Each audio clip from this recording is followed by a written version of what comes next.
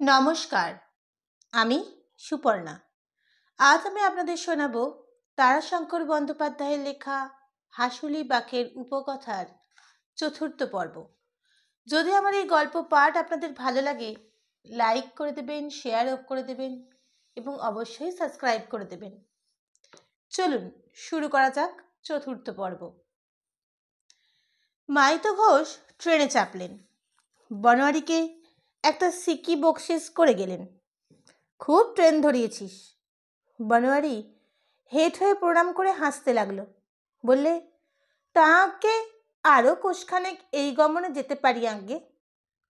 ঘোষ বললেন, বাপরে বাপ, ছুটতে হয়েছে আমাকে। কি করব আজ্ঞে, চা খেতে দেরি করে ফেললেন আপনি।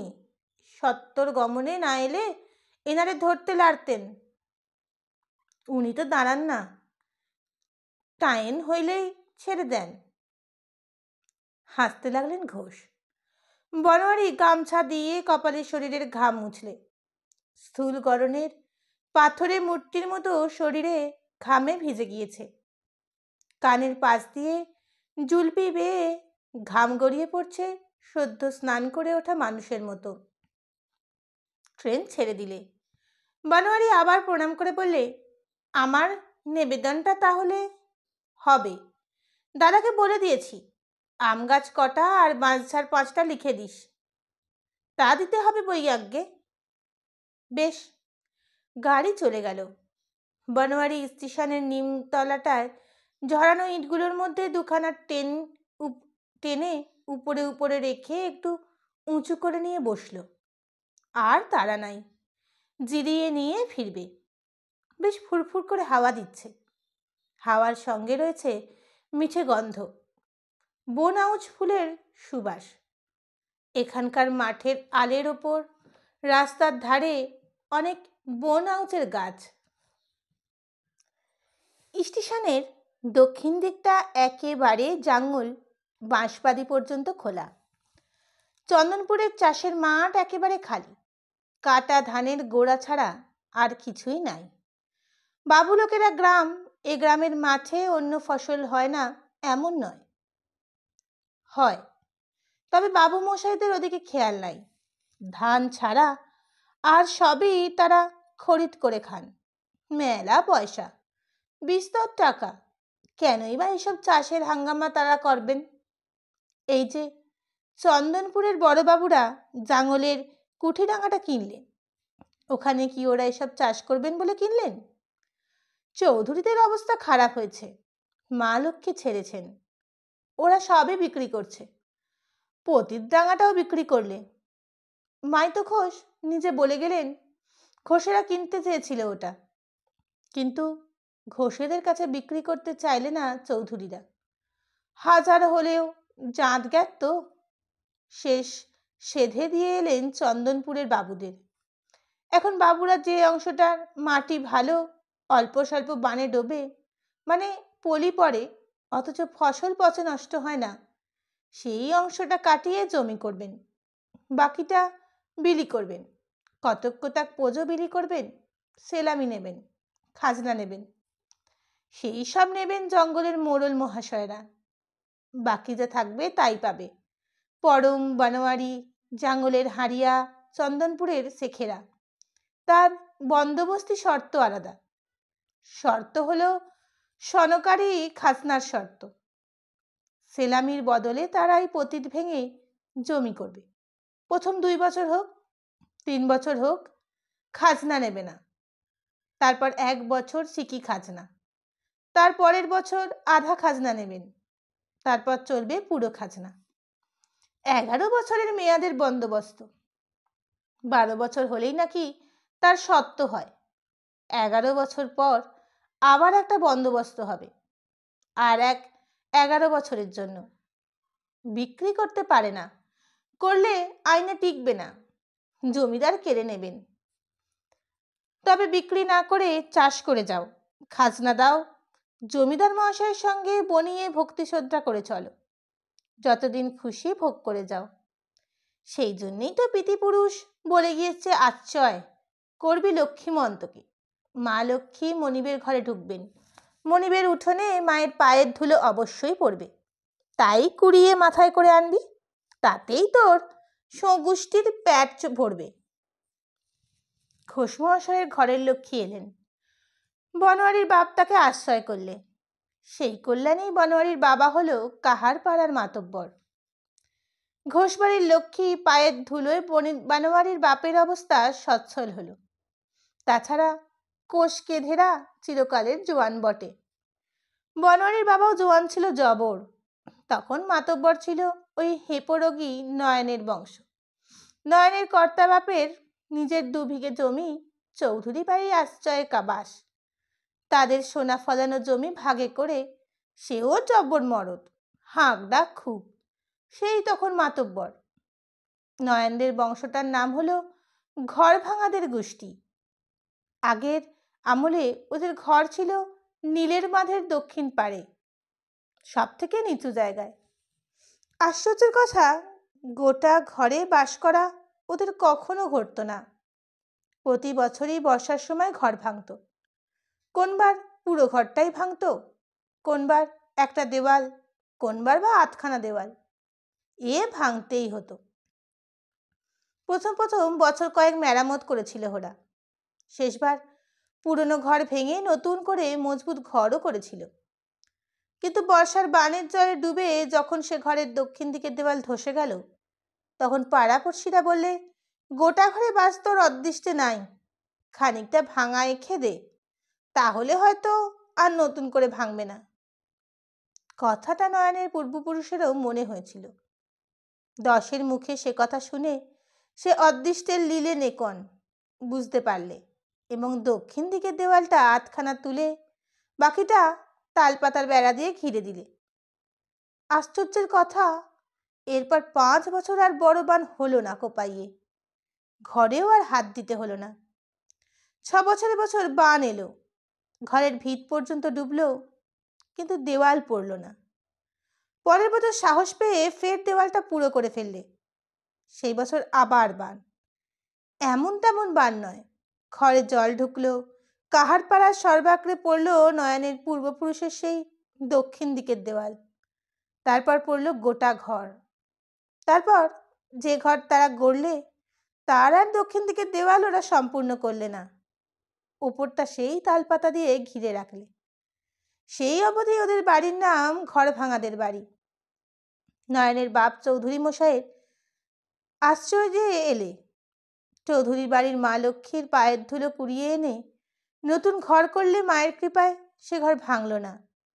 তবে নয়নের ঠাকুরদাদা পিতৃপুরুষের কথা মেনেছিল। ঘরখানা গোটা করেও দেওয়ালের মাথায় 1 হাত 4 লম্বা, 1 হাতখানেক চওড়া জায়গা দেওয়াল সম্পূর্ণ না করে মজবুত বাখারির বেড়া দিয়ে রেখেছিল। তখনও তাদের বলতো ঘর ভাঙাদের বাড়ি। সে ঘর আর ভাঙে নাই, ভাগ্যমন্তদের আশ্রয়। চৌধুরী বাড়ির মা লক্ষ্মীর পায়ের ধুলো একই পায় ছাড়া সেটা আর কি। শুধু তাই নয়, নয়নের ওই ঠাকুরদার আমলেই ওদের বাড়ির নাম ঘর ভাঙাদের বাড়ির বদলে গিয়ে নাম হলো দাঁতাল কুঞ্জর বাড়ি। নয়নের ঠাকুরদা কুঞ্জর দাঁত ছিল বড় বড়, কিন্তু ঠিক সেই কারণেই তার নাম দাঁতাল কুঞ্জ হয় নাই। দাঁতের জন্য হলে নাম হতো দেতো কুঞ্জ। দাঁতাল শুয়োরের মতো গোঁ, তার মতো শক্তি এবং তার মতো দাঁত বেরিয়ে আছে, এই জন্যই নাম হলো দাঁতাল কুঞ্জ। চৌধুরী মশাইয়ের ভাগযোদ্ধার পেয়ারের লোক, গায়ে ওই ক্ষমতা, ওই গোঁ। কুঞ্জ কাহার মেয়ে ঠান্ডা করে রাখত কাহার পাড়া। তারই আমলে ওই 8 পৌরে পাড়ার বিক্রম চুরমার হয়েছিল। আমুতির লড়াইয়ে দাঁতাল কুঞ্জ 8 পৌরে পাড়ার মাতব্বর এবং সবচেয়ে সেরা জওয়ান। পরমের বাপ রঘুনাথ 8 পৌরকে চিৎ করে দিলে।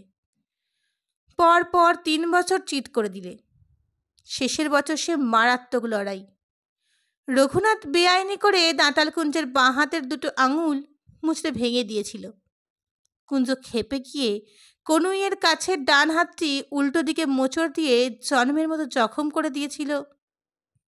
দাঁতারকুঞ্জের ছেলে নয়নের বাপও ছিল জবরদস্ত জোয়ান। কিন্তু হলে কি হবে? চৌধুরী বাবুদের তখন কপাল ভেঙেছে। মা লক্ষ্মী যাই যাই করছেন, নয়নের বাপের ভাগ্য ভালো থাকবে কি করে? চৌধুরী বাবুর ছেলে তখন দিন রাত্রি মদ খায়, রাত্রিকালে গায়ের বাইরের বাগানে ঘরে পড়ে থাকে। দাঁতালকুঞ্জের ছেলে নয়নের বাবুর প্রায় সমবয়সী।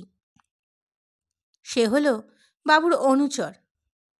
হাঁস মুরগি কাহারপাড়া থেকেই জবরদস্তি করে নিয়ে যায়, নদীর ধারে মদ চোলাই করে জোগায়, কাহারপাড়া থেকে মেয়েদের নিয়ে গিয়ে বাবুদের দরবারে হাজির করে দেয়।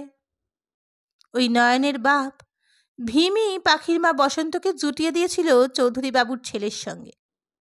লোকে বলে পাখির মুখ চোখ রং সবই চৌধুরী বাবুর ছেলের মতো। আরও বলে নয়নের বাপ ঘটকারি করেছিল বলে বসন্ত মেয়ে পাখির সঙ্গে নয়নের বিয়ে দিয়েছিল। বসন্তের ভুল হয়েছিল। চৌধুরী বাবুর সঙ্গে ভীমের ভাগ্য যে ভেঙেছে সেটুকু বুঝতে পারে নাই সে। চৌধুরী বাবুর ছেলে নল অল্প বয়সে মাথার বিকার হয়ে ভীম ও মল 6 মাস পরে ওই কাঁচা বয়সে পেটে জল হয়ে নয়ন তখন 5-7 মাস বছরের। এদিকে তখন ঘোষেদের লক্ষ্মী পায়ের ধুলো কুড়িয়ে বনমালীর বাপের অবস্থা ভালো হয়েছে, বয়সেও সে প্রবীণ। নয়নের ঠাকুরদার চেয়ে ছোট, কিন্তু ভীমের চেয়ে বয়সে বড় জোয়ান ও জবরদস্ত। সেই হলো কাহারপাড়ার মাতব্বর। ভীমের মৃত্যুর পর কয়েক বছর অবশ্য কেউ কাউকে মানত না, সবাই বলতো আমি মাতব্বর। শেষ ভাগ্যেরই জয় হলো। ওদিকে ঘোষেরা জাঙ্গলে হলেন সেরা লোক, এখানে বনমালীর বাপ হলো মাতব্বর। জাঙ্গলে চৌধুরীদের সঙ্গে মস্ত মামলা করে জিতলেন ঘোষেরা। কাহারপাড়া হয়ে গেল মস্ত একটা হাতাহাতি ফাটাফাটি। সামান্য দুটো কথা থেকে ঝগড়া হয়ে গেল। ওই পানার বাবা, রত্নার বাবা, আরও জন কয়েক একদিকে, আর প্রহ্লাদের বাপ, গুপির বাপ, এরা সব একদিকে। বনোয়ারির বাপ এলো থামাবার জন্য। দু পক্ষই গালাগাল দিল বনোয়ারির বাপকে। তবু সে গিয়ে মাঝখানে দাঁড়ালো। দুপক্ষই এলো তেড়ে মারতে, আর যায় কোথা। রেগে দাঁত কর্মর করে বনোয়ারির বাপ একগোছা লাঠি নিয়ে ঝাঁপিয়ে পড়ল। সঙ্গে সঙ্গে বনোয়ারি এবং আর কজন। তার মতো ছিল ওই হারামজাদা করালির বাপ। ভারী অনুগত ছিল সে বনোয়ারির বাপের। বনোয়ারির সঙ্গেও তার মিতালি, যাকে বলে সখা সম্পদা, তাই ছিল সে। সকলে মিলে দুই পক্ষকে মেরে একেবারে আপন আপন ঘর ঢুকিয়ে দিলে। তারপর সন্ধ্যায় মদের আসর পেতে সকলকে ডাকলে বনোয়ারির বাপ। দুপক্ষের ঝগড়া মিটিয়ে দিলে। বললে এবার ঝগড়া করলে আস্ত রাখব না। সেই দিন থেকেই মাতব্বর হলো বনোয়ারির বাপ। বাপের পর বনোয়ারি মাতব্বর হয়েছে। ঘোষেদের আশ্রয়ে রয়েছে।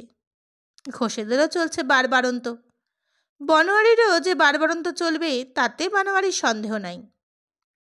তবে সেদিন ওই কালো বউয়ের কাছে সাহেব ডাকা বন্দোবস্তির কথা শুনে ওই জমি খানিকটা নেবার মতলব হয়েছে।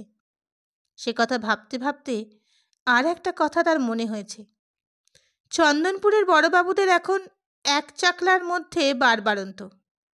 বাবুদের আশ্রয় যদি একটু পায়, যদি ওদের মা লক্ষ্মীর পায়ের ধুলো আঙুলের ডগাও একটু তুলে আনতে পারে, তবে তো তার ঘরে মা লক্ষ্মী উতলে উঠবেন। বনোয়ারির মনের এই অতি গোপন কথা, এ কথা সে কাউকে বলতে পারে না। ঘোষমশাইরা জানতে পারলে সর্বনাশ হয়ে যাবে। তবে ভাগ্যটা ভালোই মনে হচ্ছে। মাইতঘোষ সাধারণত স্টেশনে যেতে তাকে ডাকে না। মাল তো তার বেশি থাকে না। কি বলে বেগ না শর্টকেস, আর তেরপলের মতো মোটা কাপড়ের খোলে বাঁধা বেছু না। এবার মাল নিয়েছে বেশি, তাই ডাক পড়েছে। কোষ কেঁধে বাড়ির বনোয়ারির। ভালোই হয়েছে। চন্দনপুর যে কালে এসেছে সেকালে বড়বাবুদের কাছারি হয়েই যাবে। বনোয়ারি উঠল। মাইতঘোষ যে সিগারেটটি দিয়েছিল কানে সেটি গোজা ছিল। সেটি হাতে নিয়ে স্টেশনের বাইরে পানবিড়ির চায়ের দোকানের দড়ির আগুনে ধরিয়ে চন্দনপুর গ্রামের পথ ধরলে। স্টেশনের এলাকাটি বেশ বড়। ছোট নাইন হলে কি হয়, চন্দনপুরের স্টেশনের সীমানা শহরন্দ মস্ত। নাইন তো তৈরি হয়েছে সেদিন, বনমালীর চোখের সামনেই হলো এসব। মাটি ফেলা হলো, সড়কের মতো রাস্তা তৈরি হলো, কোথাও মাটি কাটা হলো, তার ওপর শালকাঠের স্লিপার পাতা হলো, তার ওপর বসলো নাইন। চন্দনপুরের খানিক আগেই মা কোপাইয়ের বুকে শাহি শাহি থাম গেথে তার ওপরে লোহার কড়ি বড়গড়া ছাঁদাছাঁদি করে পুল বন্ধন করলে। সেই সব কাজের জন্য এসেছিল সাহেব। সেই সাহেবের আড্ডা হয়েছিল এই চন্দনপুরে।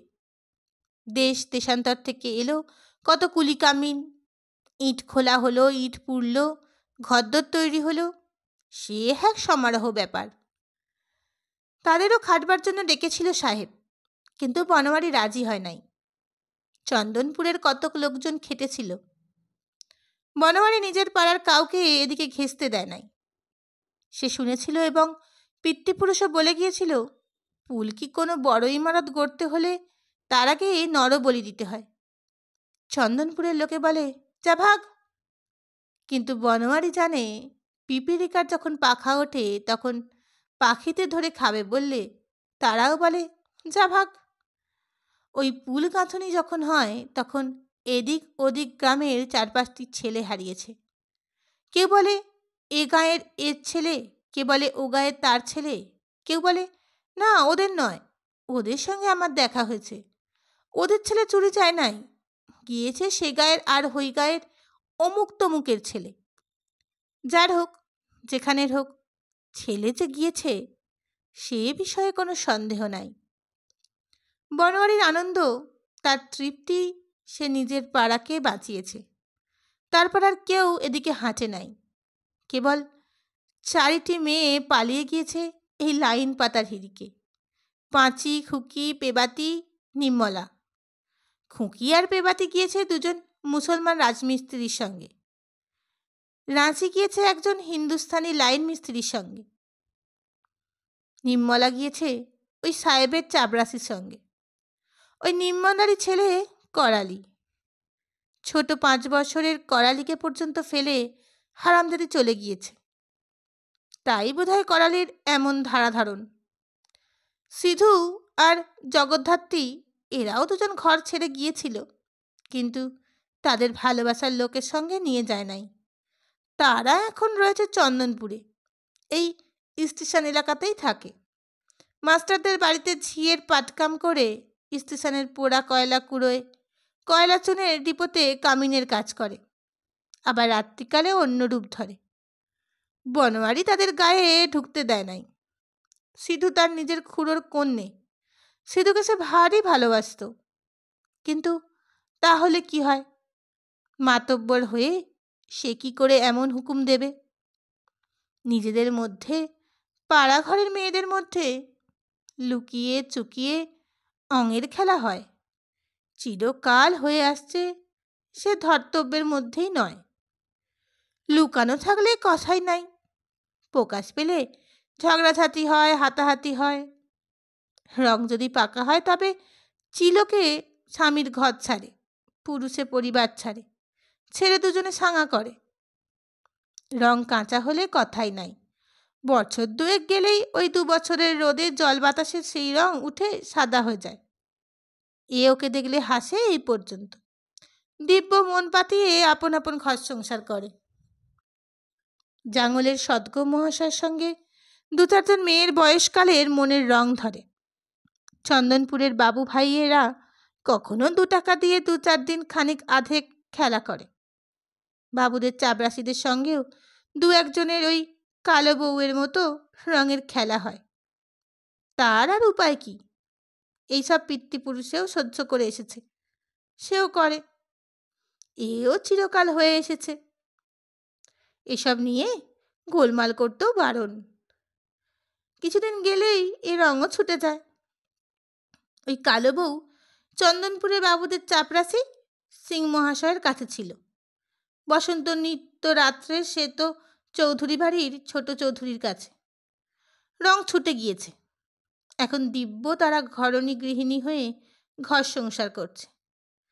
যুবকালটাই হলো খ্যাপামিকাল, ওসব মার্জনা করে নিতে হয়। কিন্তু তাই বলে যে ক্ষেপে ঘর ছাড়লে, পাড়া ছাড়লে, গায়ে কাদা মাখলে, আস্তা করে গড়াগড়ি দিলে, পরনের কাপড় ফেলে দিয়ে দিগম্বরী হলো, তাকে কি আর পাড়ার ঘরে স্থান দিতে আছে? রণ্য যে রণ্য, যা হলো সাক্ষাৎ লক্ষ্মী, যা থেকে জীবন, সেই অন্ন আস্তা করে যদি পড়ে যায় কোনো রকমে, তবে সে অন্ন কি আর তুলে আনা যায়? সে তুলে যে মুখে দিলে অবধারিত মৃত্যু। জ্ঞাতের অন্ন এ তয় খায়, ও তাই খায়। জাঙ্গলের সদ্গোপ মহাশয়দের, চন্দনপুরের বাবুদের ভোজে কাছে এটোপাত চিরকাল তারা কুড়িয়ে খেয়ে আসছে। তবে সিধুর জন্য আজও তার মনে ব্যথা পায়। আপন খুড়োর মেয়ে কোলে পিঠে করে মানুষ করেছে, ইচ্ছে হলো একবার সিধুকে দেখে যাবে কি। ঘুরল বানোয়ারি, স্টেশনের এলাকার মধ্যে ঢুকল। লম্বা এই এখান থেকে সেখান পর্যন্ত চলে গিয়েছে সারি সারি ঘর, পাকা ঘর, পাকা মেঝে, সামনে খানিকটা উঠোন, এক এক ঘরে এক এক সংসার। বেশ আছে, থাকবে না কেন? সাহেব সুবর কারখানা তাদের আশ্রয়ে আছে। কিন্তু বড় ঘুপছি, পাকা ছাদ, পাকা দেওয়াল, পাখা মেঝে হলেও এর মধ্যে থাকতে হলে বনোয়ারির হাঁপ ধরে যায়। তাদের ঘর থেকে চেয়ে অনেক খারাপ, কিন্তু উঠানটি খোলা। তাছাড়া এদের সংসারে ঘরদোরের গন্ধ যেন কেমন কেমন, এলেই নাকে লাগে। তাদের ঘরের গন্ধটির মধ্যে গোবর মাটির গন্ধ, গরুর গায়ের গন্ধ, ধানের গন্ধ, কাঠ খুঁটে পোড়ার গন্ধ, সারগাদার গন্ধ, পচাই মদের গন্ধ, বাড়ির আশপাশের বাবুরি গাছের গন্ধ মিশে সে এক ভারী মিষ্টি প্রাণ জুড়ানো গন্ধ। আর এখানকার গন্ধ আলাদা, ভারী কটু গন্ধ। ইঞ্জিনের ঝাড়া কয়লা আর জলে মিশে ভাপানির গন্ধের মতো এক গন্ধ এসে নাকে ঢোকে। ডাক্তারখানায় তেজি ওষুধের গন্ধ ছাড়া আর কোথাকার গন্ধ এমন তেজি নয়। শুধু এই সকালবেলাতেই চুল আঁচড়াচ্ছে। যে অন্ন গেজে পচে যায়, সে অন্নের গন্ধ সকাল বিকেল সবসময় এক। বনোয়ারিকে দেখে শুধু ব্যস্ত হয়ে চুল আঁচড়ানো বন্ধ করে হেসে বললে, এসো দাদা এসো, কি ভাগ্যি আমার।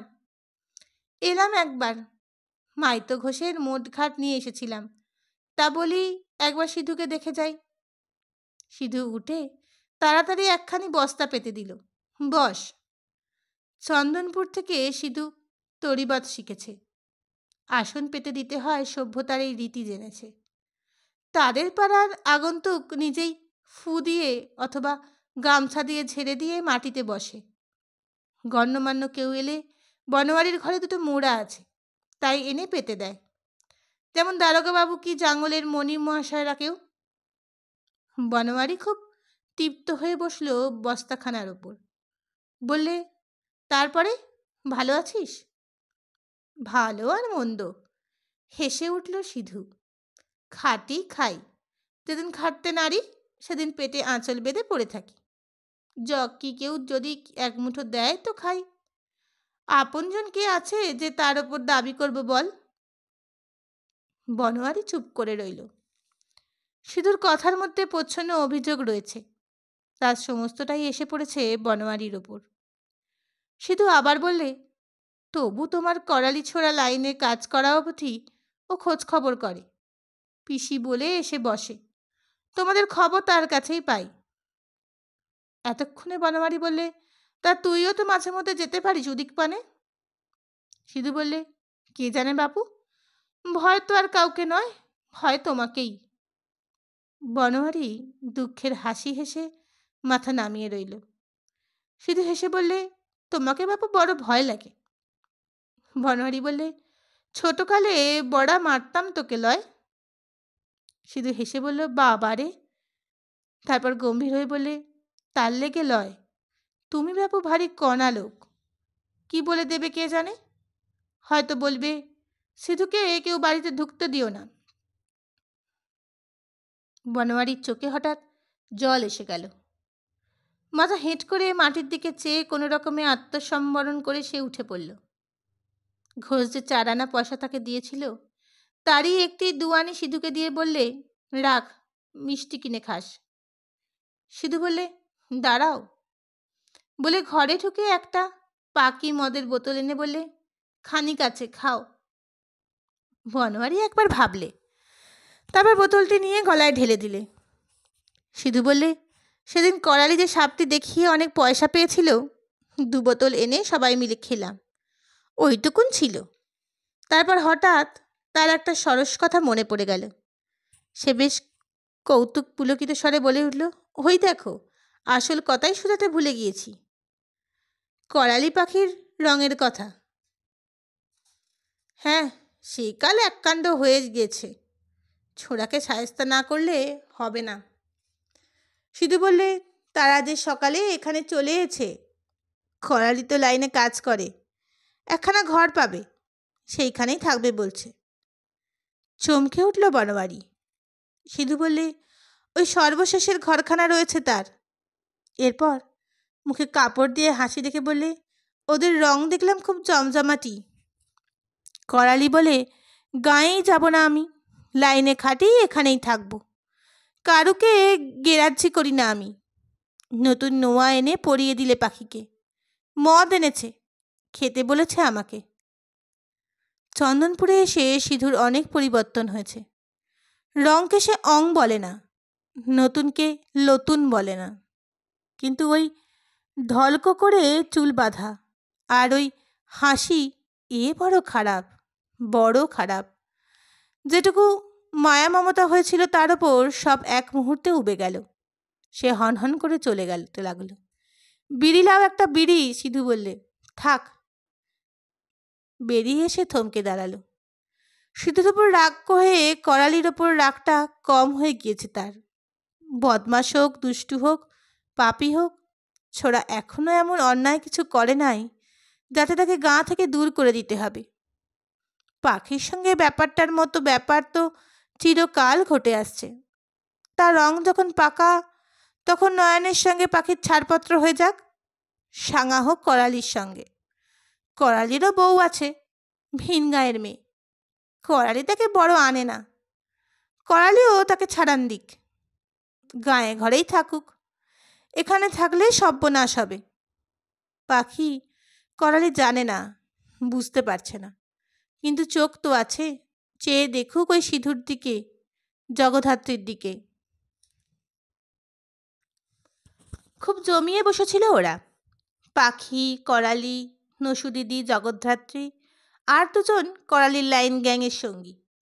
মধ্যে এক রাস তেল মাখানো মুড়ি, লঙ্কা, পেঁয়াজ, কতকগুলো বেগুনি, ফুলুরি আর মদের বোতল। খুব গরম গরম কথা চলছে। পাখি কলরা করছে বেশি। দরজার মুখ থেকে তারই কথা শুনতে পেল বনোয়ারি। পাখি বলছিল জগকে, যার সঙ্গে মেলে মন সেই আমার আপনজন, আবার শাসনই বাকি, মাতব্বরি বাকি। ওই হেঁপো উগির ঘরে আমি থাকবো না, পালিয়ে এসেছি, আজ 6 মাস। এখন একজনের সাথে আমার মনে অং ধরল, আমি তার ঘরে এলাম। এ কি লতুন নাকি কাহারদের ঘরে? না, কি বলো জগমাসি? জগ বললে, আর বলবো কিলো। করালি বলল, মামলা যদি থাকে তো আমার সাথে ওই নয়না শালোর, তা আসুক না নয়না, তার সাথেই আমার বোঝাপড়া হোক। ঠ্যাঙা আনুক, লাঠি আনুক, নিয়ে যাক পাখিকে কেড়ে। পাখি ঝঙ্কার দিয়ে উঠল, মর মুখ পোড়া, তোকে লাঠি সোটা মেরে আমাকে নিয়ে যেতে চাইলে আমি যাব নাকি? নসু দিদি বলে উঠল, তা বলো না হে, তা বলো না। সেই কিল ধামাধাম পড়ে সই, কিল ধামাধাম পড়ে গো। লাঠি সোটা মেরে নিয়ে যেতে ক্ষমতা থাকলে চুলোর মুঠোতে ধরে নিয়ে যাবে। তুমি হাত পা ছুঁড়ে বড়জোর চেঁচিয়ে রবশ্বাসে গলা ধরিয়ে কাপড়ের খুঁটে চোখ মুছে ভাত রাঁধতে বসবা, হেসেলে। বাবা মরদের কিলে বাবা ভুলে যায় তা, অঙের লোক। পাখি বলে, না হে না, অং যার পাকা হয় তার অঙের নখই পৃথিবীর মধ্যে চেষ্ট। হিহি করে হেসে উঠল নসুদি। সে গান ধরে দিলে, এ কি পাকা অং লাগলে মনে মনে ও সজনী। এই সময় ঘরে ঢুকলো বনমালী। এক মুহূর্তে আসরটা স্তব্ধ হয়ে গেল। করালির মুখ পর্যন্ত শুকিয়ে গেল। শুধু পাখি বারবার ঘাড় নেড়ে বলে উঠল, আমি যাব না, আমি যাব না। সঙ্গে সঙ্গে উঠে ছুটে ঘরের মধ্যে ঢুকে দরজা সশব্দে বন্ধ করে দিলে। বনমালী ডাকলে, করালিকে। শোন। করালি এতক্ষণে একটা দীর্ঘ নিঃশ্বাস টেনে বুকটা ফুলিয়ে নিয়ে উঠে এসে উদ্ধতভাবে বলল, কি? বনমালী বললে, ছুটি হলে বাড়ি যাস পাখিকে নিয়ে। এখানে থাকার মতলব ভালো নয়। উসব ছাড়, বাড়ি যাস, সাঙ্গার ব্যবস্থা করে দেবো, বুঝলি? করালি অবাক হয়ে চেয়ে রইল বনমালীর মুখের দিকে। বনমালী আবার তাকে বললে, বুঝলি? করালি শান্তশিষ্ট ছেলেটির মতন ঘাড় নেড়ে সম্মতি জানালে। বাড়ির বাইরে এসে আবার করালিকে ডাকলে বনমালী। আর একটা কথা মনে পড়েছে। থানায় গিয়েছিলি? না। আয় আমার সঙ্গে, দারোগা বাবুর কাছে তোকে শনাক্ত করে দিয়ে যাব। শনাক্ত? হ্যাঁ রে, তুই যে করালি দারোগা তা জানবে কি করে? সেই শনাক্ত দিয়ে যাব। তারপরে আপনার বকছিস তুই লিস জবে দেবে। আয়। দারোগার কাছে করালিকে শনাক্ত করে দিয়ে সে বড়বাবুদের কাছারি হয়ে বাড়ি ফিরল। বেলা তখন দুপুর গড়িয়েছে। ঘোষের বাকি 2 আনা পয়সায় 6 পয়সা মুড়ি, 2 পয়সার পাটালি কিনে গামছায় বেঁধে বাবুদের কেষ্টদিঘির জলে ভিজিয়ে আম গাছের ছাওয়ায় বসে খেয়ে নিয়েছে। আঁচলা ভরে জল খেয়েছে। সিধুর পাখি মদের বোতলটিতে নেহাত কম বস্তু ছিল না। জিনিসটাও ছিল খাঁটি। এখনো পর্যন্ত অল্প অল্প নেশার বেশ স্ফূর্তি রয়েছে বনমালীর। তার ওপর মনটাও খুব খুশি রয়েছে। দিলমানটা আজ ভালোই বলতে হবে। কালকের পুজোটি কর্তা প্রসন্ন হয়ে নিয়েছেন মনে হচ্ছে তার। করালির ব্যাপারটা মিটে গিয়েছে, ভালোই হয়েছে। মনের মধ্যে ভারী একটা অশান্তি ছিল তার। ক্রোধ অবশ্য খুব হয়েছিল তার। গুরু বলে খুব সামলে নিয়েছে, নইলে হয়তো কাণ্ডটা একটা বিপর্যয় ঘটিয়ে ফেলত। ছোঁড়াটার গায়ের ক্ষমতা হয়েছে। হ্যাঁ, তা হয়েছে, মানতেই হবে বনমালীকে। বাঁশবনে সে তার নিচে পড়েছিল, এই জন্য বলছে না। ওটা একটা বেকায়দায় পড়ে হয়ে গেল। ঝরা বাঁশপাতার গাদায় পাতা সরে গিয়ে পিছলে পড়ে গিয়েছিল সে। কিন্তু বনমালীর বুকে যখন উঠে বসেছিল করালি, তখন তার ক্ষমতার আঁচটা পেয়েছে সে। ডাঁটো মরদ হবে ছোড়া। তবে মদে বদখেয়ালিতে না মাটি হয়ে যায়। সেই জন্যেই তো বনমালী তাকে নষ্ট হতে দেবে না। কদিন কয়েকবার তার মনে হয়েছে ছোড়াকে ফেলে বুকে চেপে বসলে হয়তো মেরেই ফেলতো তাকে। তা থেকে রক্ষে করেছে গুরু আর কর্তা। আজ ওই সিধুকে দেখে পাখির জন্য তার মন কাঁদল। সিধুর ওপর রাগ হলো কল্যাণ। করালি আর পাখিকে ফিরেই আনা কর্তব্য মনে হলো। তার মতো লোকের কি ওই ছেলে মেয়ের ওপর রাগ করা ভালো দেখায়? রাম রাম, লোকের কাছে সে মুখ দেখাতো কি করে? যাক, ছোঁড়াও শেষটা বুঝতে পেরেছে। পাখিকে নিয়ে ফিরে যাবে বলেছে। থানায় ছোড়ার পায়ে হাত দিয়ে প্রণাম করলে। হতভাগা বদমাস কোথাকার। হতভাগ্য যে শেষ বুঝেছে, এতেই বনমালী খুব খুশি। নিমতলে পানু, প্রহ্লাদ, নয়ন এরা খানিকটা মাথা নাড়বে। তা নাড়ানাড়ি করুক, বুঝিয়ে দিতে হবে। বড় ঝঞ্ঝাটের কাজ এই মাতব্বরের কাজ। 10 জনের মাথার ওপরে বসার ভারী আরাম। এভাবে সবাই। ওরে বাবা, এ দেশের মাথায় বসা নয়, এ হলো লোগার গজাল। সেটা গজালের পাটায় গজালগুলো সুচালো মাথায় বসে থাকা। হে ভগবান, মতির ঠিক রেখো বাবা। মতিভ্রম হলেই ওই গজাল চেপে বিধে মরবে 10-এ। করালির ব্যাপারটা যেন সে টলমল করছিল মনে হচ্ছিল। বুকের ভিতর রাগ অশান্তি হলেও বুঝতে হবে, গজাল বিঁধছে। মিটে গেল, যাক, ভারী আনন্দ। চন্দনপুরের বাবুদের হোথাকার খবরও খুব ভালো। বাবু শুনলেন তার কথা। বাবু সেরেস্তার কর্মচারী, কোপাইয়ের অপর পারে গোপের পাড়ার দাসজি মহাশয়ের ছেলে। বনোয়ারির খুব সুখ্যাতি করেছে বাবুর কাছে। পরমের নিন্দেই করলে, বললে ও তো আসলে মাতব্বর কাহার পাড়ার, পরম তো আটপৌরে পাড়ার। আটপৌরেরা মোটে ৬-৭ ঘর, তাহলে সকলে পরমকে মানে না। তাছাড়া পরম লোক ভালো নয়, ডাকাতিতে জেল খেটেছে, কুঁড়ে মাতাল। বনোয়ারির স্বভাব চরিত্র খুব ভালো। বাবু মন দিয়ে শুনেছে সব। বলেছেন, আচ্ছা, দেব তোমাকে জমি।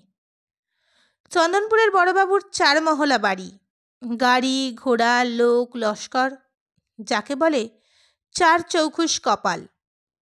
ওর বাড়ির মা লক্ষ্মী সাক্ষাৎ আজও লক্ষ্মী। ওই মায়ের পায়ের ধুলো যদি বনোয়ারি পায়, তবে কি আর দেখতে আছে। আর ওই রকম মনিব নইলে কি মনিব? ওই মনিবের চাকর হলে ১ হাত ছাতি ১০ হাত হয়ে ওঠে। লোকের কাছে বলে সুখ কত। তাছাড়া কত দুর্লভ জিনিস চারপাশে। মেলা খেলায় ঝকচমকে আলোর তলায় সারা রাত বসে যে সুখ, ওই রাজবাড়িতে চাকর হয়েও সেই সুখ। হঠাৎ দাঁড়ালো বনোয়ারি। ডাইনে জাঙল, সামনে বাঁশবাদি, বাঁয়ে পুবের মায়ের কোপাইয়ের পলনের মাঠ। রাখাল ছোড়া গরু ছাগল ভেড়া ছেড়েছে। সকলে দিব্যে নিশ্চিন্ত হয়ে গাছতলায় কড়ি খেলছে। এদিকে ওই একটা আলের পাশে একটা শেয়াল মুখ বাড়িয়েছে দেখা যাচ্ছে। ছাগলগুলো চিৎকার করে ছুটছে, দেখেছে তারা। কিন্তু ভেড়াগুলো এক জায়গায় জমাট হয়ে গায়ে গায়ে ঘেঁষে দাঁড়িয়েছে। আচ্ছা জাত, চোখ বন্ধ করে দাঁড়িয়েছে। নীলে বোধ হয় একটা। বনোয়ারি হাঁকলে, নীলে রে নীলে রে, ওই ছোড়ারা। রাখালেরা চকিত হয়ে খেলা ছেড়ে শেয়ালটাকে দেখে হৈ হৈ করে ছুটল। লে লে লে লে, মরেছে। সব একদিকে ছুটল। ওই তো একটা শেয়াল ছুটে পালাচ্ছে, তাহলে আর একটা পিছন দিকে কোথাও আছে নিশ্চয়ই। এই ফাঁকে সে এসে একটা ভেড়ার বাচ্চা নিয়ে পালাবে। আচ্ছা ধূর্তের জাত। রাখাল থাকলে ধূর্তের এইভাবে একটা একদিকে দেখা দেবে, উল্টো দিকে লুকিয়ে থাকবে আর একটা কি দুটো। রাখালেরা যেমনি ছুটবে দেখা দেওয়া ধূর্তটার দিকে, অমনি পিছন দিক থেকে একটা বার হয়ে ঝপ করে ভেড়া মেরে যার সামনে পাবে মেরে টেনে নিয়ে পালাবে। পণ্ডিত মহাশয় বলে শেয়ালকে। কিন্তু এদিকের ধূর্ত পণ্ডিতই কই, কোথায়? যেখানেই থাক বনোয়ারি ভেড়ার পালের দিকেই ছুটতে লাগলো। সামনে একটা নালা, লাফ দিয়ে পার হলো বনোয়ারি। সঙ্গে সঙ্গে একটা খ্যাক করে শব্দ হলো। তারপরেই নালার কুলঝোপ থেকে সরাত করে বেরিয়ে পালালো একটা শেয়াল। ছুট ছুট ঊর্ধ্বশ্বাসে ছুটছে। হরি হরি পণ্ডিত মহাশয়ের এইখানেই নালা পেছনে রেখে কুলবনের ঝোপে ঝোপে এগিয়ে যাচ্ছিল ভেড়াগুলোর দিকে। বনোয়ারি ঠিক হাত পাঁচেক দূরে লাফিয়ে পড়েছে। ঘাড়ে পড়লে ঠিক হতো। ওহ, এখনো ছুটছে পণ্ডিত। ধর ধর ধর, ধূর্তকে ধর। খুব এক চোট হেসে ছোড়াগুলো পণ্ডিতদের ধূর্ত বুদ্ধির কৌশল বুঝিয়ে দিয়ে বললে, খবরদার, সবাই মিলে কখনো ছুটে যাবি না। একজনা থাকবি ছাগল ভেড়ার কাছে, বড় দেখে একজনা থাকবি। তা নইলে পণ্ডিত দাঁত মেলে খ্যাখ্যা করে তেড়ে এসে ছেলে মানুষকে ভয় দেখিয়ে কাজ হাসিল করে পালাবে। তারপর বললে, কল কেটে আগুন আছে, ট্যাঙ্ক থেকে বিড়ি বার করলে সে ধরিয়ে নিলে। ওই কর্তার থান দেখা যাচ্ছে। প্রণাম করলে বনোয়ারি। বাড়ি ফিরতে গিয়ে গায়ের ধারে এসে মনে পড়ল বড় ভুল হয়ে গিয়েছে। বউ বলেছিল ৪ পয়সার পোস্তদানা আনতে, ভুলে গিয়েছে। জাঙলে পানার মনিবের দোকান থেকে নিয়ে গেলে হতো, কিন্তু না, থাক, ধারে সে নেবে না। ৪ আনা পয়সায় ২ আনা নিজে খেয়েছে, ২ আনা দিয়েছে সিধুকে। মনটা তার আবার খুশি হয়ে উঠল। সিধুকে পয়সা দিয়েছে, এতে তার মন ভারী খুশি হয়েছে। আহা, দুর্ভাগা মেয়ে। সাহেব ডাঙা। কেউ বলে কুঠিরাঙা। পাথুরে মাটির ঢলন একটা, খানিকটা উঁচু, খানিকটা নিচু, আবার খানিকটা উঁচু, লাল কাঁকড়ে ভরা। ঢেউ খেলানোর ভঙ্গিতে একটা ঢলন যেন নেমে এসেছে সাঁওতাল পরগনার পাহাড়ের দেশ থেকে। পশ্চিম থেকে পূবে চলে এসেছে একটা বদ্বীপের চেহারা নিয়ে। এই ঢলনের আশেপাশে বাংলাদেশের মাটি, সেখানেই দেশে চাষের মাঠ, সেই সব মাঠে নানা ফসল ফলে। হাঁসুলির বাঁকে এই লাল মাটির একটা ফালি এসে শেষ হয়েছে হাঁসুলি বাঁকের পশ্চিমে উত্তর মাথায়। এইখানে নীলকর সাহেবরা তাদের কুঠি তুলেছিল। এই মাটিতে 8 মাস ঘাস জন্মায় না। আষাঢ় থেকে আশ্বিন পর্যন্ত কঠিন রোগে চুল উঠে যাওয়া মানুষের মাথায় সদ্য গজানো রোগা চুলের মতো পাঙাশে সবুজ রঙের ঘাস গজায়। উঁচু সাহেবগঞ্জের ঢল ক্রমশ নিচু হয়ে কোপাইয়ের চরের সঙ্গে মিশে এক হয়ে গিয়েছে। কোপাইয়ের বন্যার ভয়ও বটে এবং বন জঙ্গল কাদা নাই, ছকছকে তকতকে বলেও বটে। সাহেবরা এখানে কুঠি তুলেছিল। সাহেবদের আমলে এই ডাঙা ছিল রাজপুরী। সুচাঁদ বলে, বাবারা বলতো এই বড় বড় ঘোড়া, এই ঝালর দেওয়া সাওয়ারি, এইসব বাংলার ঘর, ফুল বাগিচা, বাঁধানো খেলার জায়গা, কাঠ কাঠরা আসবাব, যে ঐশ্বর্যের কথা এক মুখে বলা যায় না। একদিকে কাছারি গমগম করছে, বন্দুক নিয়ে পাহারা দিচ্ছে। পাইক আটপৌরেরা মাথায় পাগড়ি বেঁধে লাঠি নিয়ে বসে আছে। জোরহাট করে বসে আছে চাষি সজ্জন, ভয়ে মুখ চুন। 2-10 জনকে বেঁধে রেখেছে, কারুর হাতে দড়ি, কারুর হাত পা দুটি বাঁধা। সাহেব লোক, রাঙা রাঙা মুখ, কটা কটা চোখ, গিরিমাটির মতো চুল, পায়ে এই বুট জুতো, খটমট করে বেড়ায়। জুতো শুদ্ধ লাথি বসিয়ে দেয় পিঠে, প্যাটে, মুখে কলমটে হিন্দি বাত, মার ডালো, লাগাও চাবুক, দিখালো সালা লোগো কো সাহেব লোকের প্যাচ। কখনো হুকুম হয় কয়েদ করো, কখনো হুকুম হয় ভাঙ দেও সালা লোকের ধান কো জমি, লয়তো কাটকেও লেও আও সালেকে জমির ধান। সে তোমার বামুন নাই, কায়েত নাই, সদগোপ নাই, সব এক হাল। এতে সারি সারি বাতি জ্বলত, টুংটাং ক্যাঁকো ভ্যাঁপো ভ্যাঁপো বাজনা বাজত। সাহেব মেম বিলেতি মদ খেত, হাত ধরাধরি করে নাচত। কয়েতখানার মানুষ চেঁচালে হাঁকিয়ে উঠত বাঘের মতো, মত চিল্লাও। বেশি আত হলে সেপাহীরা বন্দুকের বজ করত, দুম দুম দুম দুম। হাঁক দিত, ও হই, তফাত যাও, তফাত যাও, চোর বদমাশ হুঁশিয়ার। চোরই হোক আর সাধুই হোক, এতে ওদিকে হাঁটলে অক্ষে ছিল না, দুম করে গলি করে দিত। সেই ডাঙ্গা এখন ধুধু করে। নীলকুঠির চিহ্নের মধ্যে আছে কেবল সাহেবদের লাগানো আম গাছের মধ্যে ভাঙা নীলের রথগুলি, আর কিছু কিছু ভিট। সেগুলো চারিপাশে নানা ঝোপ জঙ্গল গজিয়েছে। এই কাকুরে পাথুরে ডাঙায় এই ঠাঁইটুকু সাহেবরা সার মাটি দিয়ে খুঁড়ে খুশে জল ঢেলে অদ্ভুত উদ্বদ করে তুলেছিল। বাকিটা এখনো সেই লাল মাটি ধুধু করে। সুচাঁদ ডাঙাটার ধারে দাঁড়িয়ে মধ্যে মধ্যে কাপড়ের খুঁটে চোখ মুছে আক্ষেপ করে। চোখ দিয়ে তার সত্যিই জল পড়ে। হাঁসুলি বাঁকে বাঁশবাড়ির কাহারপাড়ার মানুষদের প্রকৃতি আছে, চরিত্র নাই। অল্পেই ওরা হাসে, অল্পেই ওরা কাঁদে। নিজের দুঃখে কাঁদে, পরের দুঃখেও কাঁদে। মহাবনে মহাগজ মরার সংবাদ পেলেও কৌতূহলবশত দেখতে যায়, এবং এত বড় দেহটি অসাড় হয়ে পড়ে থাকতে দেখে তারা গলা জড়িয়ে ধরে কাঁদে। ওদের পুণ্য নাই, ওদের চোখের জলের স্পর্শে মৃত জীবন্ত হয়ে ওঠে না। সুচাঁদের মুখে সাহেবডাঙ্গার গল্প শুনে সবাই চোখ মোছে, তবে সুচাঁদের মতো কাঁদতে কেউ না। সুচাঁদ চোখ মুছে বলে, রূপকথার সেই যে বলে রাক্ষসী খাওয়া পুরী, এ তাই খাঁ খাঁ খাঁ খাঁ করছে। সত্যিই খাঁ খাঁ করে। মানুষজন এদিকে বড় কেউ আসে না। নাতালের আড্ডা, জঙ্গলে ভরা ভাঙা নীলকুঠি। রাত্রে ওরাই দল বেঁধে বার হয়, ছুটে গিয়ে পড়ে নদীর ধারে, দাঁতে মাটি চিরে নানা গাছের মূল তুলে খায়। ধানের সময় মাঠে গিয়ে পড়ে, মাঠের মাচান বেঁধে টিন বাজিয়ে কাহারেরা তাদের তাড়ায়। বেশি উপদ্রব হলে দল বেঁধে গিয়ে মেরে আসে ওদের। সেই কুঠি টাঙায় কোদালের কোপ পড়েছে। বৈশাখ মাস, জল ঝড় হয়ে গিয়েছে দুদিন আগে।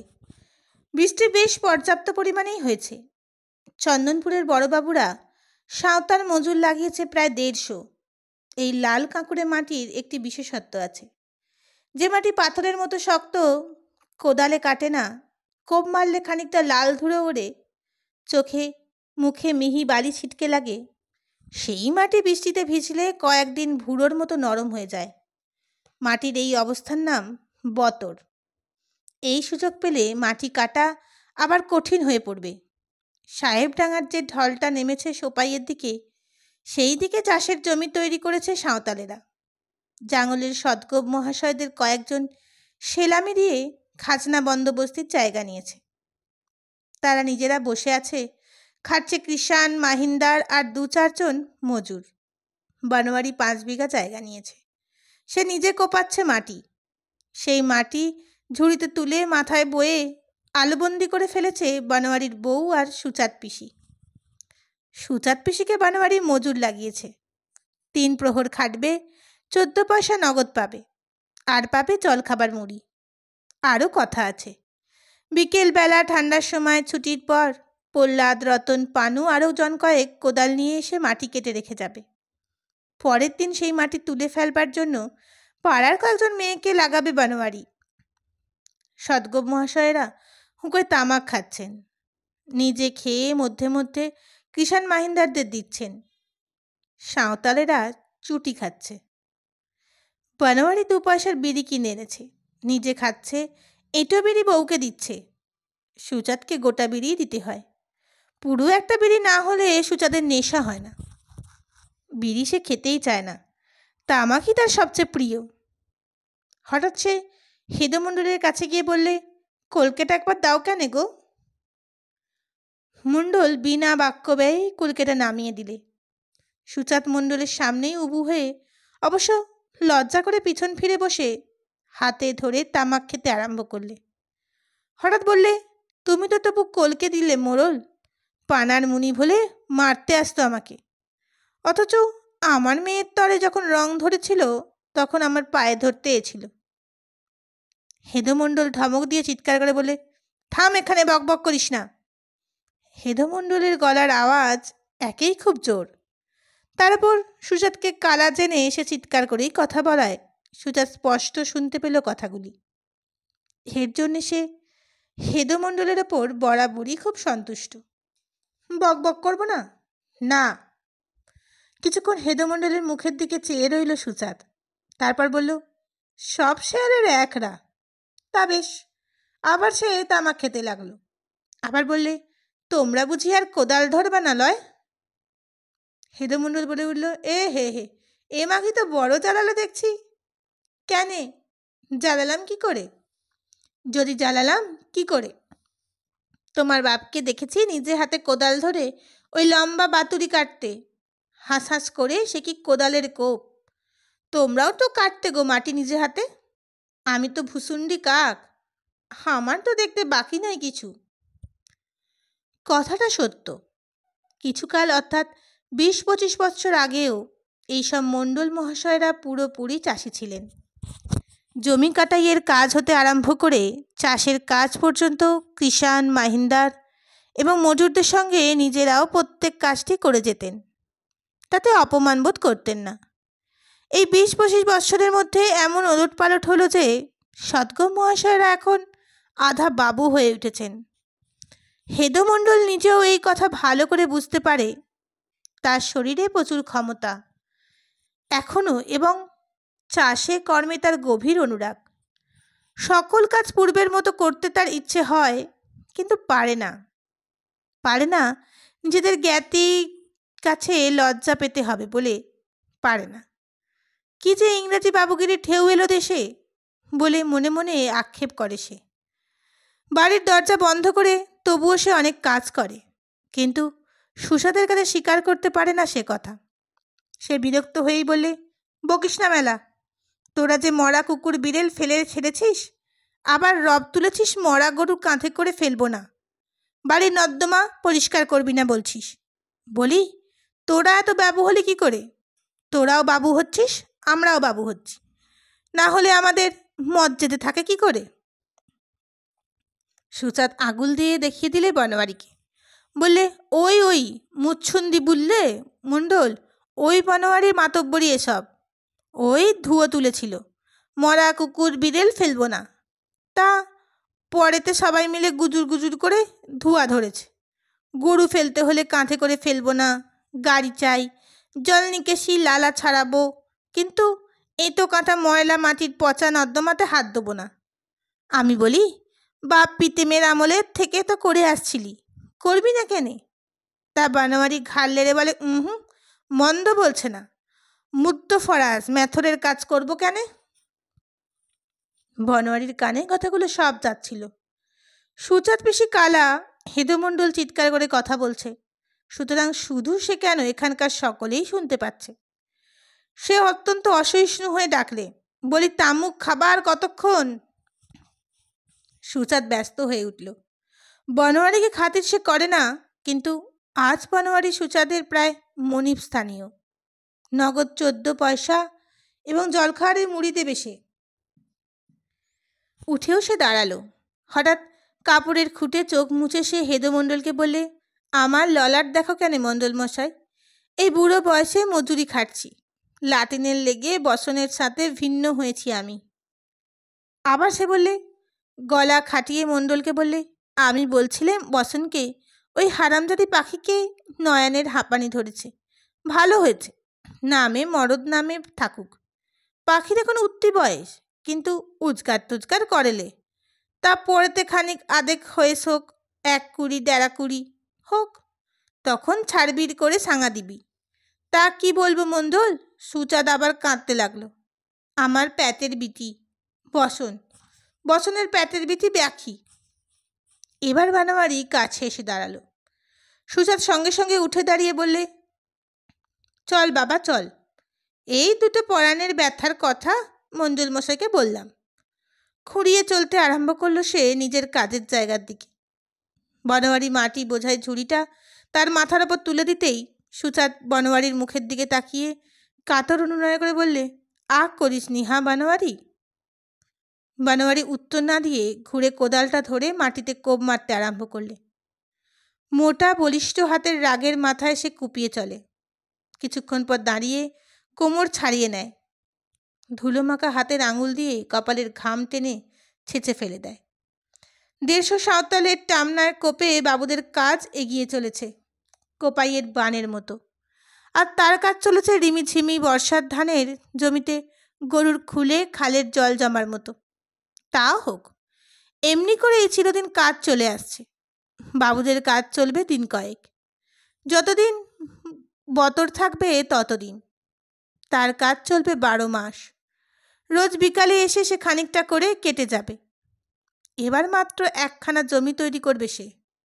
বাকি জমিটায় চাষ দিয়ে ভাদ্র মাসে কতকটা তেপে খেয়ে কলাই, কতকটা ঘেঁষো মুগ, কতকটা বরবটি ছিটিয়ে দেবে।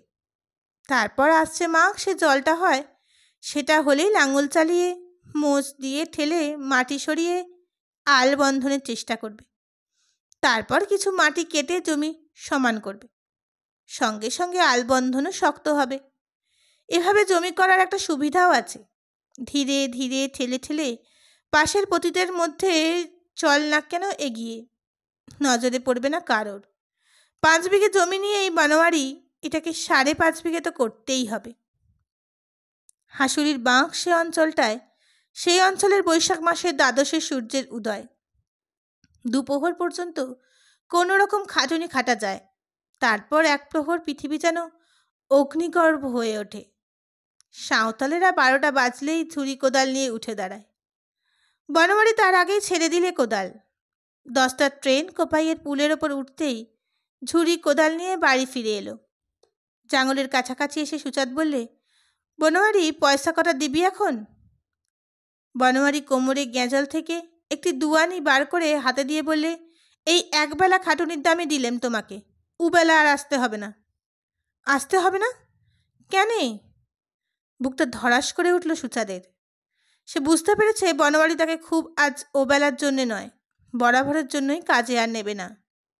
বনোয়ারি বললে, তুমি বুড়ো মানুষ, তোমাকে নিয়ে কি খেটে পোষায়? না তোমারই আর খাটা পোষায়? সুচাঁদ খানিকটা চুপ করে থেকে বললে, তা বেশ, দে, তাই দে। তোর ধম্ম তোর ঠাঁই, প্যাটের বিটি যেকালে বইমুখ সেকালে আর পরের ভরসা কিসের? লইলে আমি এখন যা খাটতে পারি তা তোর পরিবার পারে না। বনোয়ারি আর কথা বললে না।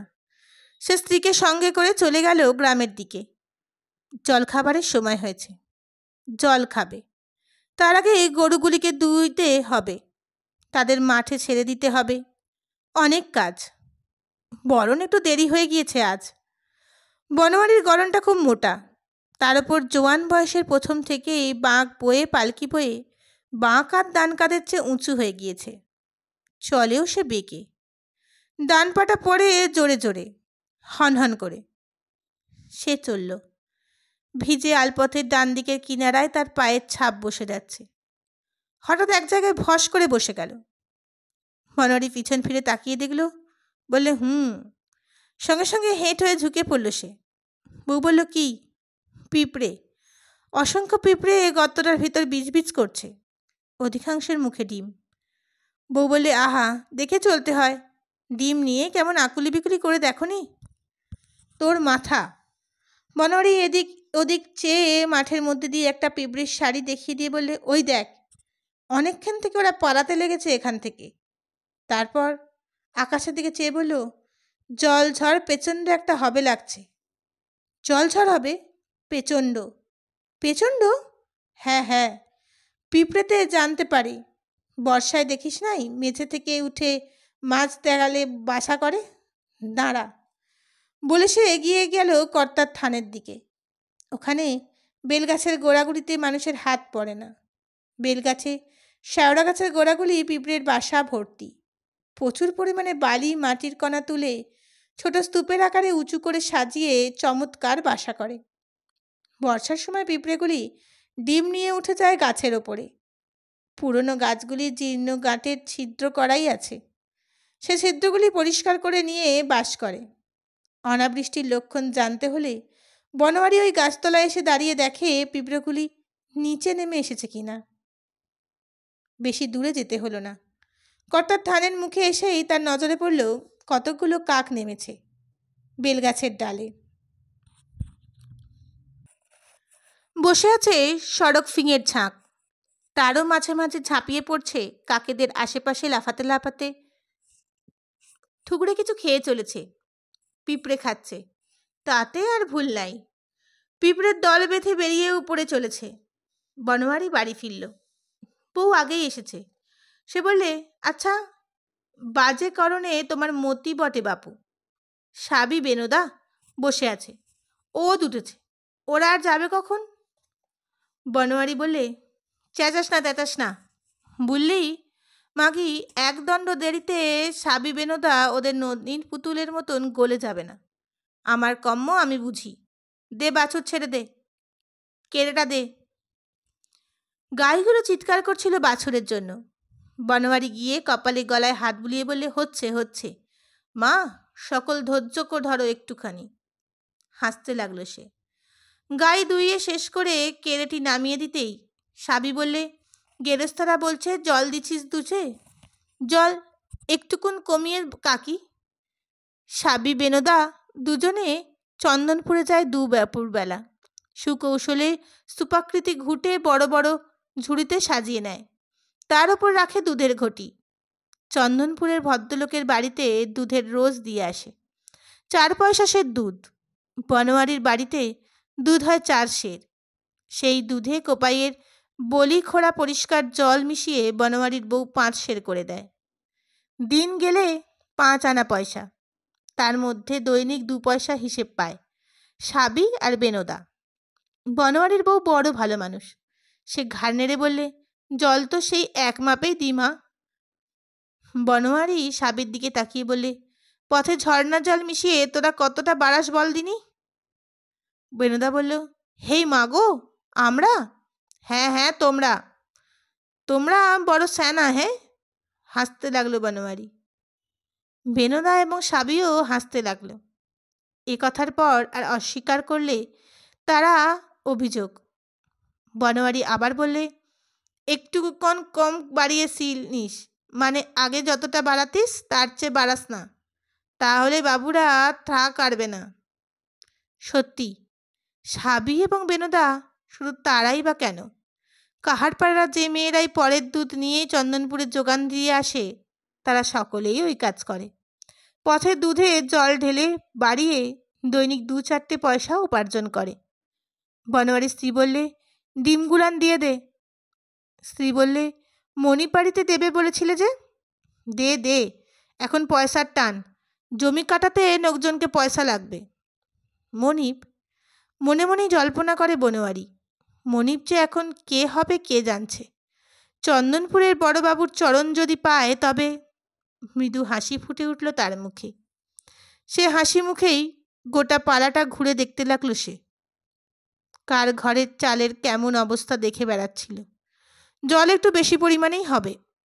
বৈশাখ মাস, জল হলে ঝড় হতেই হবে।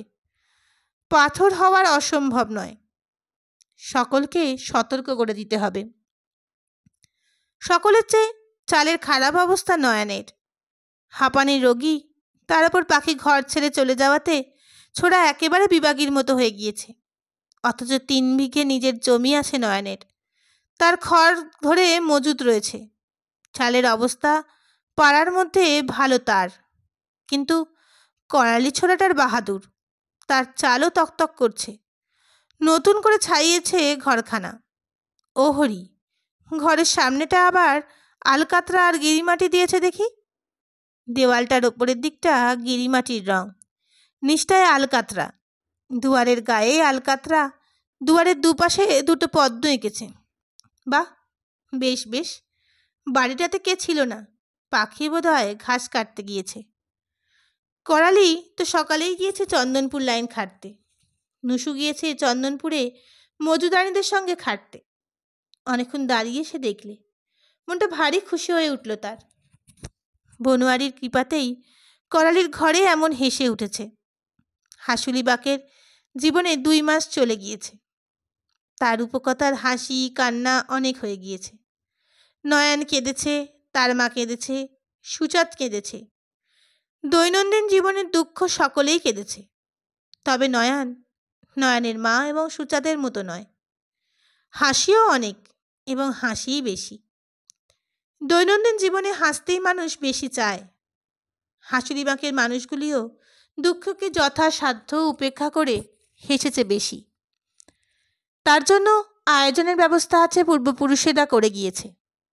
তাছাড়া আছে নিয়ম চক্রের বাইরে থেকে সমাগত আনন্দ। সেই আনন্দের হেতু উপস্থিত হলে ওরা সকলে মিলে তার আয়োজন করে। যেমন এসেছিল ওই চন্দ্রবোড়া সাপটার শীষের আতঙ্ক, সেটাকে মারবার উপলক্ষ নিয়ে কর্তার পুজো। তারই আর একটা সূত্রকে অবলম্বন করে এই 2 মাসের মধ্যে এসেছিল করালি এবং পাখির সাঙা, অর্থাৎ দ্বিতীয় বিবাহ। প্রচুর আনন্দ হয়ে গিয়েছে। করালি নগদ 1.5 টাকা খরচ করেছে। এছাড়া পাখিকে শাঁখা, শাড়ি, সিঁদুর, নোয়া ছাড়াও দিয়েছে রূপোর চুড়ি, সরু 1 ছড়া গোট এবং গলার গিলটির সুতোহার, কানে গিলটির পার্সি মাকড়ি, নাকে সোনার নাকছাবি। বসনও খরচ করেছে বেশ। জামাই মেয়েকে যা দেবার দিয়ে জ্ঞাত মহাশয়দের ভোজনের জন্য করালির টাকার সঙ্গে 15 টাকা জুড়ে দিয়েছে। কাহারদের 3 যে উন্মত্ত আনন্দ চলেছে, হলুদে রঙে নাচে গানে মদে মাতনে দিনরাত্রি ছিল না। সুচাঁদও মদ খেয়েছিল। লোকে তাকে ধরে হলুদ এবং রঙও দিয়েছিল। রং হলুদ মেখে মদ্য পান করে এসে প্রাণ ভরে কেঁদেছে। ঘরে অবশ্য কাঁদেনি অকল্যাণের ভয়ে, এবং পাখিও বসনের দুঃখ হবে বলে। তার সঙ্গে বনোয়ারির শাসন করবে এ ভয়ও ছিল। সে কেঁদে গিয়েছে দিনে বাঁশবাড়ির বনে ছায়াতে বসে। একটা ঘটিতে মদ ও আঁচল ভরে মুড়ি লঙ্কা নিয়ে যেতে ভুলে যায়নি। শুধু নয়ন আর নয়নের মা এর মধ্যে যোগ দেয়নি। তারা চোখে কেঁদেছে, মুখে সাপ সাপান্ত করেছে। তার বেশ খানিকটা অংশ বনোয়ারির উদ্দেশ্যেই উচ্চারিত এবং নিক্ষিপ্ত। বনোয়ারি মাতব্বর, মাতব্বরের এই এক কি বিচার! এমন মাতব্বর যেখানে সেখানে মঙ্গল নাই। একজনের ঘর ভেঙে দিয়ে আর একজনের ঘর গড়ার নাম মাতব্বরই। শত্রুর শত্রু চিরকালের শত্রু। ওই কোষকে ধেরে এই ঘর ভাঙাদের বাড়ির। এই বাড়ি ছিল একদিন মাতব্বরের বাড়ি। এই বাড়ির উঠানে উবু হয়ে বসে লোকেরা, বাপ ঠাকুরেরা হাঁটুতে পাছায় কড়া পড়েছে। তারপর অনাথা ছেলের কোলে উড়ে এসে জুড়ে বসল। হালে উঠতি ঘোষবাবুদের দেমাকে বড়কে বর মানলে না, গায়ে মানে না, আপনি মোড়ল হয়ে পড়ল। বিধেতে এর বিচার করবেন। বনোয়ারির উদ্বেগী হয়ে করালির সঙ্গে পাখির বিয়ে দিয়েছে। করালি এখন বনোয়ারির খুব অনুগত হয়েছে। পাখি তো মামা বলতে অজ্ঞান। বনোয়ারির উপদেশে করালি ঘরদোর ভালো করে মেরামত করেছে। পাখিকে তার চন্দনপুর স্টেশনে নিয়ে যায় না। সে কাহারদের ঘরণী গৃহিণীর মতো বাঁশবাড়িতে থাকে। মধুবালাও খুব আনন্দ করেছে, নেচেছে, গেয়েছে। সাঙা উপলক্ষে তো নাচছেই। তাছাড়া এবার গোটা চৈত্র মাসটি ঘেঁটু গানের আসর জমজমাট করে রেখেছে। চৈত্র মাসে ঘেঁটু পুজো। গোটা চৈত্র মাসের সন্ধ্যায় ঘেঁটু গানের দল গান করেছে।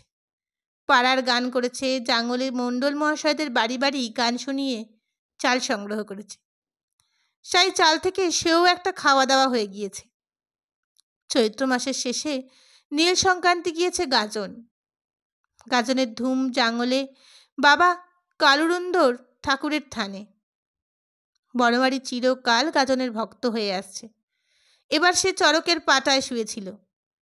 আগের মতো বানপোড়া আর নাই, আছে কেবল একখানা গজাল কণ্ঠিত তক্তা। সেইটার ওপর ভক্তদের মধ্যে প্রধান যে সেই শোয়। সেই পাটা 10 জনের কাঁধে করে গোটা গাঁ ঘুরিয়ে আনে। এতে শুধু বড় কেউ চায় না, কিন্তু এবার প্রধান ভক্ত মারা যেতে পাটায় কে শোবে এই সমস্যা উঠেছিল। বনোয়ারি নিজে থেকে শুতে রাজি হয়েছিল। একটু কারণ আছে। বনোয়ারির মনের মধ্যে কিছুকাল থেকে একটা অপরাধবোধ খচখচ করছে। কালো বউকে নিয়ে অপরাধবোধ। কর্তার পুজোয় সেই সন্ধ্যের পর আরও 2 দিন সন্ধ্যার নির্জনে তার কালো বউয়ের সঙ্গে দেখা হয়ে গিয়েছে। করালির সাঙার সময় একদিন, আরও একদিন। হয়তো কেউ কেউ জেনেছে বলেও মনে হয়েছে বনোয়ারির। বিশেষ করে নিমতেলে পানা আর পেল্লাদ, ওরা যেন বেশ ইশারায় ইশারায় হাসাহাসি করে এই কথাটা তাকে দানাতে চেষ্টা করে। এতে অবশ্য লজ্জার কিছু নাই। মাতম্বরদের আগে তো রীতিকরণই আলাদা ছিল। ওই নয়নের বাবা, সে কি শুধু চৌধুরী বাবুর ছেলের বৈঠকখানাতেই ও পাড়ার মেয়েদের পৌঁছে দিত? সে নিজেও তো ওই কাজের কাজই ছিল। বাগে ধান খেলে তারাই কে? মাতব্বর ও কাজ করলে বলবে কে কি? কিন্তু বনোয়ারির কথা তা নয়। বরাবরই সে চাপা ধরনের মানুষ। বয়সকালে সেও কি এসব কাজ করে নাই? কিন্তু সে জানিয়ে শুনিয়ে কখনো কিছু করে নাই। ওই নয়নের মায়ের সঙ্গেই সে একসময় বহুদিন রঙের খেলা খেলেছে। নয়নের বাবা থাকতো চৌধুরী বাবুর বৈঠকখানায়। গভীর রাত্রে দরজায় টোকা দিয়ে গিয়ে বনোয়ারি ইশারা দিত। কালো বউ তো ছিলই। পরম জেলে থাকতে কালো বউ থাকতো চন্দনপুরে বাবুদের বাড়িতে। বরকন্দাজ ভূপন সিং মহাশয় তখন তার মালিক। সেই সময় বনোয়ারির মধ্যে মধ্যে সন্ধ্যায় চলে যেত চন্দনপুর। ভূপসিংহ মহাশয়ের ছুটি রাত্রির 12টায়। বনোয়ারি 8টা নাগাদ বাড়ি ফিরত কালো বউয়ের সঙ্গে দেখা করে। কিন্তু আজ সে ছেলে মানুষ নয়, সে করালি নয়। এখন আর লোকে রসিকতা করবে না, লোকে গালাগাল করবে, তুচ্ছ তাচ্ছিল্য করবে, সাপ সাপান্ত করবে, উঁচু মাথা হেঁট হবে। এই পাপে অন্যকে শাসন করতে গেলে সে শাসন মানবে না। তাই সে পাপের খণ্ডনের জন্য চরকের পাটায় শুয়েছিল। আবার সামনে আসছে ধরম পুজো। ধরম পুজোতেও সে উপবাস করে এবার সে বাবার মাথায় ফুল অর্থাৎ জ্বলন্ত অঙ্গার দুহাতে আঁচলায় ভরে আঙিনা থেকে বাবার ঘর পর্যন্ত বিছানো অঙ্গারের ওপর দিয়ে ছুটে গিয়ে দেবতার মাথায় দিয়ে আসবে। পাপের প্রায়শ্চিত্ত হোক, লোকে বুঝুক দেখুক। কে গো, কে দাঁড়িয়ে? এক বোঝা ঘাস মাথায় করে পাখি এসে বাড়ি ঢুকল। বোঝার ঘাসগুলি অনেক, তার চোখের সামনে ঝুলে রয়েছে বলে সম্পূর্ণ দেখতে পাচ্ছে না সে। আমি রে পাখি, তোদের ঘর দেখছি মা।